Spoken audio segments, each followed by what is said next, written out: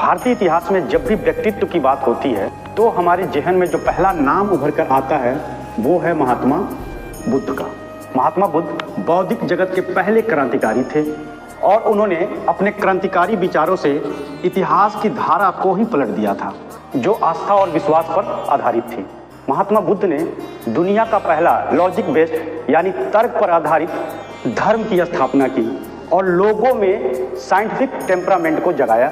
इसलिए महात्मा बुद्ध के काल को भारत में बौद्धिक क्रांति का काल भी कहा जाता है। बुद्ध ने धर्म को जटिलताओं और कर्मकांडों से निकालकर व्यवहारिक रूप प्रदान किया और बौद्ध धर्म की स्थापना की।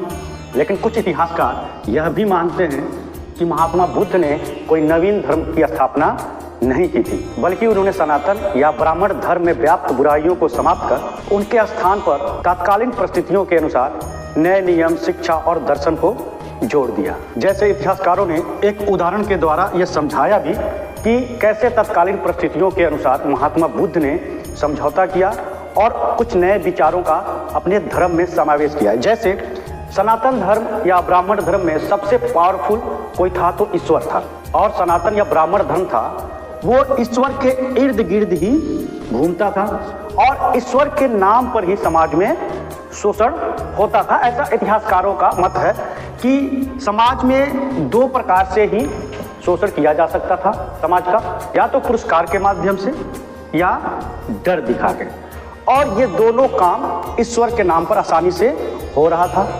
लोगों से ये कहा जा रहा था, बताया जा रहा था, आप ऐसा काम करेंगे तो ईश्वर आपको पुरस्कार देगा, फल देगा, आप ऐसा काम करेंगे तो ईश्वर आपको पनिशमेंट देगा, दंड देगा। तो समाज में ईश्वर के नाम पर पूरी तरह से शोषण व्यवस्थित रूप से चल रही थी। इसलिए महात्मा बुद्ध ने ईश्वर को ही अपने धर्म में मार डाला। फिर क्या था, लोगों ने उनसे क्रॉस क्वेश्चन शुरू कर दिया, अगर ईश्वर नहीं है तो यह दुनिया कैसे चल रही है? क्यों कुछ लोग अमीर हैं, कुछ गरीब हैं, कुछ सुखी हैं, कुछ दुखी हैं? आखिर ये निर्धारण कौन कर रहा है, कौन निश्चित कर रहा है? इसका जवाब देते हुए महात्मा बुद्ध ने बताया कि इस दुनिया में कोई सुखी नहीं है, सब दुखी हैं। यह संसार ही दुखमय है। जन्म भी दुख है, मरण भी दुख है, युवा अवस्था भी दुख है, वृद्धावस्था भी दुख है, खोना भी दुख है, पाना भी दुख है, चारों तरफ दुख ही दुख है। फिर क्या था, लोगों ने फिर सवाल पूछा, क्या इन दुखों का कोई उपाय है? महात्मा बुद्ध ने कहा, बिल्कुल है। मोक्ष प्राप्त करके हम इस संसार के दुखों से मुक्त हो सकते हैं। फिर लोगों ने पूछा, मोक्ष कैसे प्राप्त किया जाए? तो उन्होंने कहा, कर्म फल को समाप्त करके।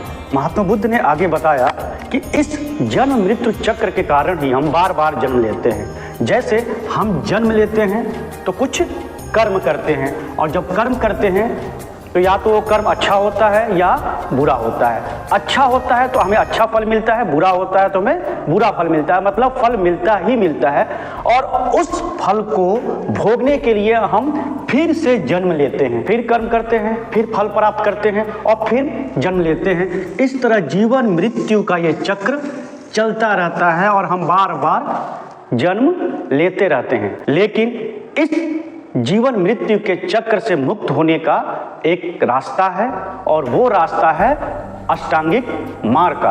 अष्टांगिक मार्ग का पालन करके आप जीवन मृत्यु के चक्र से मुक्त हो जाएंगे। आगे की बातें हम नेक्स्ट पार्ट में करेंगे। Till then have a nice day, thank you very much. और हाँ, सब्सक्राइब करना, लाइक करना और शेयर करना मत भूलिएगा। Thank you very much.